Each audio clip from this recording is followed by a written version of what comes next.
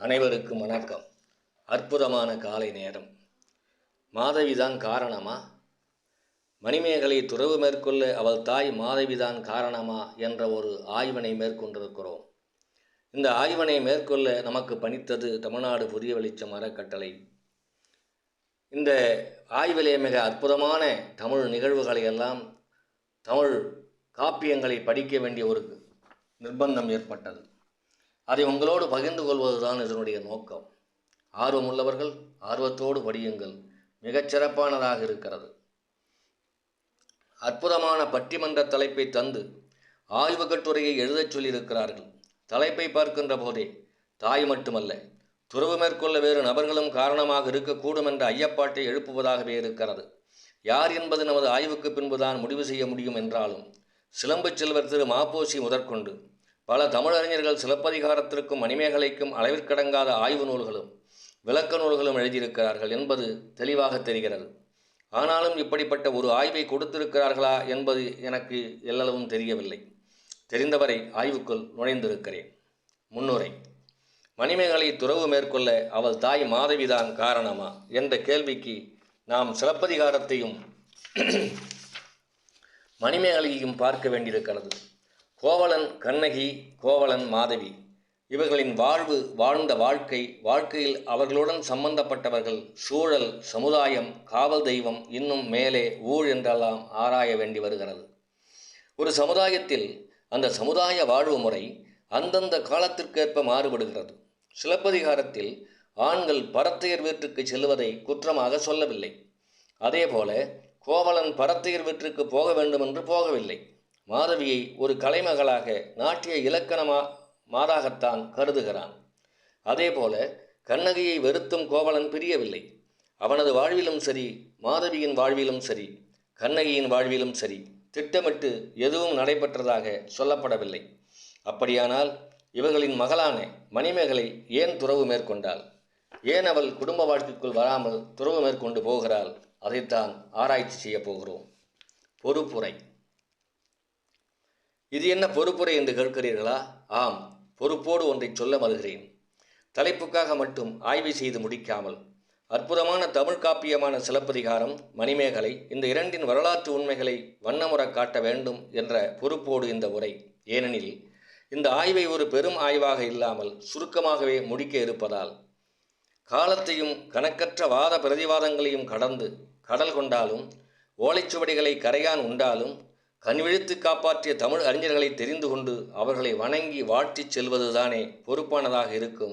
ஆகவேதான் இந்த பொறுப்பு உரை. சிலப்பதிகாரத்துக்கு முதல் அரும்பத உரையாசிரியரும் அடுத்து அடியார்க்கு நல்லாரும் உரை வகுத்தார்கள். அதன்பின் நாவலர் நாமு வெங்கடசாமி நாட்டார் அவர்களின் உரையும், புகார் காண்டத்துக்கு மட்டும் டாக்டர் ரா.க. சண்முகஞ்செட்டியார் அவர்களின் உரையும் வெளிவந்தன.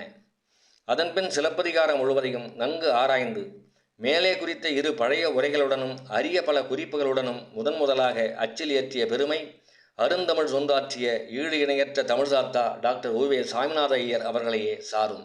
அவர்களுக்கு ஒரு பெரும் வணக்கத்தை சமர்ப்பித்துக் கொள்கிறேன். சித்தாந்தி, கலாநிதி ஔவை சு. துரைசாமி பிள்ளை, திரு நாராயண ஐயங்கார் போன்ற பல புலவர் பெருமக்கள் மணிமேகலை காப்பியத்திற்கு விளக்கமும் விரிவுரையும் வழங்கி இருக்கிறார்கள் என்றாலும், மற்ற தமிழ் காப்பியங்கள் மக்களிடையே பெற்ற மதிப்பை, செல்வாக்கை, ஈர்ப்பை இந்த மணிமேகலை காப்பியம் பெறவில்லை என்பதை ஏற்றுக்கொண்டுதான் ஆக வேண்டும்.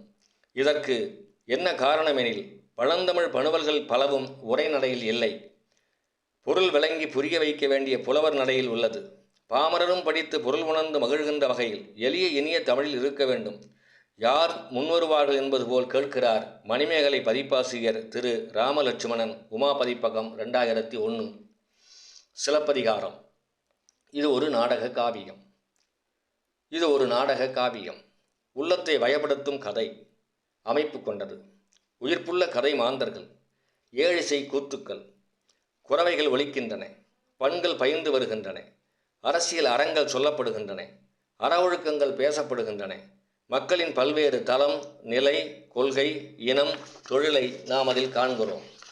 இந்த சிலப்பதிகாரம் தமிழகத்தின் வளம், வரலாற்று செய்திகள், தத்துவ உண்மைகள் காண கிடக்கின்றன. மூவேந்தர் நாட்டின் சிறப்பையும் முத்தமிழ் இனிமையும் காவிய அமைப்பும் தமிழின் தன்னிகரல்லாத உயர்வும் காண கிடக்கின்றன. சிலப்பதிகாரம் தோன்றிய விதம்.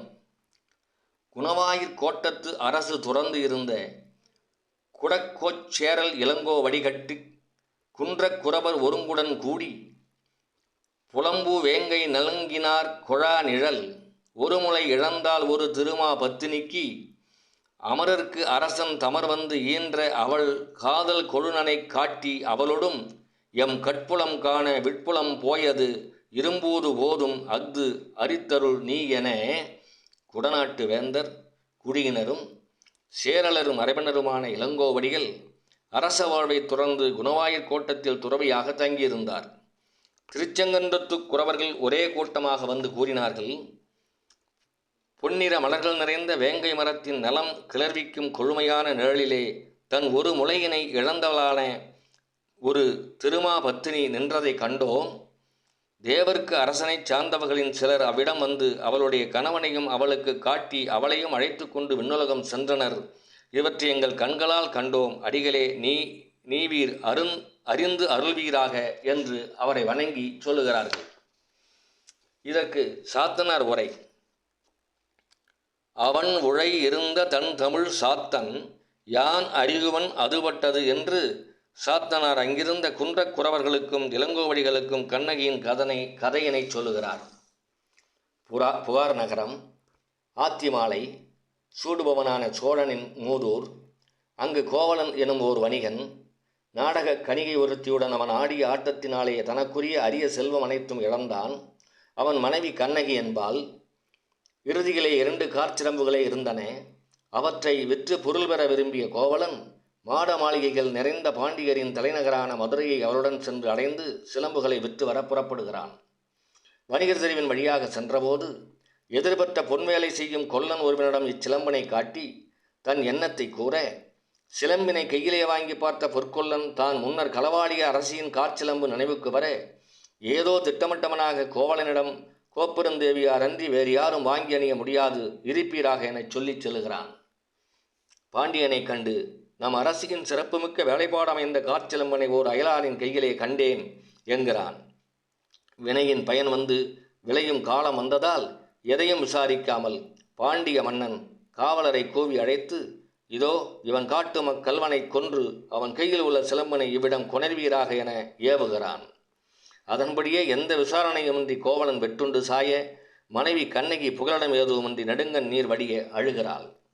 அவள் பத்தினியாதலால் அரசன் வந்து நின்று நீதி கேட்டு பாண்டியனையும் அவன் பத்தினியையும் அழியச் செய்தாள். தன் ஒரு மார்பகத்தால் மதுரை நகரையும் தீக்கரையாக்கி வானம் போனாள்.